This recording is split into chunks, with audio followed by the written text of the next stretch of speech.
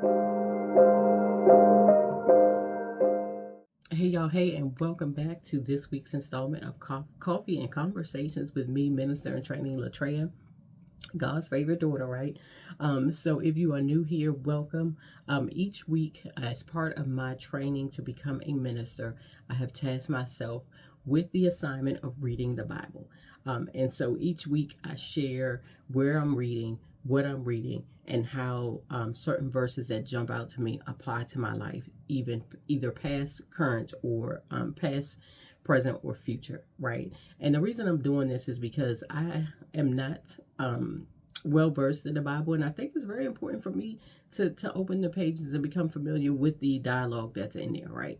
And also very important for me to share with some of you who may also be intimidated or on your own spiritual journey and not sure where to start with the Bible. So I hope this helps someone. And if it doesn't help you, pass it along and may be able to help someone else. So this week we are reading from Luke chapter 8, verses 22 through 25, the Christian Standard Bible. And at this point in the Bible, Jesus has already selected his disciples. And if you're interested in reading that script, the text is on, if you're interested in reading that text, it's on in Luke chapter 6. It starts at verse 13. So this week, again, we're doing Luke 8, chapter 22 through 25, and it reads, "One day he and his disciples got into a boat, and he told them, 'Let's cross over to the other side of the lake.' So they set out, and as they were sailing, he fell asleep. Then a fierce windstorm came down on the lake. They were being swamped and were in danger. They came and woke him up, saying, 'Master, Master, we're going to die.' Then he got up and rebuked the wind and the raging waves, so they ceased, and there was a calm. He said to them, 'Where's your faith?' They were fearful and amazed, asking one another, 'Who then is this? He commands even the winds and the waves, and they obey him.'"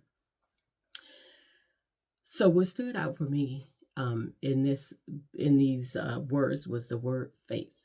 Now, by definition, the word faith is a complete trust or confidence in someone or something. The Bible tells us in Hebrew chapter 11, verse 1, that faith is the assurance of things hoped for and the conviction of things not seen. Faith is also the means by which we have a relationship with God. All right.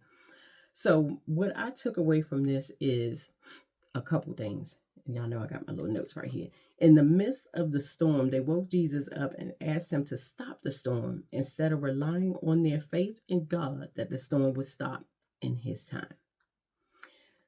They relied on their faith in God to believe that the man he sent to save us was Jesus, but they did not have faith that God would calm the storm. They had faith that Jesus could heal the sick. They had witnessed that Jesus can heal the sick. They also witnessed that Jesus could give sight to the blind, but they did not have faith at that time that the storm, the same Jesus, would calm the storm, right? And so to me, that reminds me that I have to have faith in God in all aspects of my life, not just when it comes to my job, or not just when it comes to my relationship, and not just when it comes to my children, but every aspect of my life. I have had problems, and I know I'm not, maybe I'm by myself in this, where I have had faith in God in this situation, but not in this. I give God the control over here, but over here I'm filled and wrought with anxiety because I'm concerned about the outcome instead of surrendering it to God and have faith that if he did it for me over here, that he'll do it for me over here. And so I've had to learn to surrender that anxiety and that control and give that trust and that faith where it's supposed to be. If the disciples witnessed Jesus give sight to the blind and heal the sick, I, being human, can understand how they, in that moment of panic, right? They didn't have faith that the storm would be calm because they panicked. And sometimes when you sit in the storm and you allow the storm to rage, there's a lesson in the storm.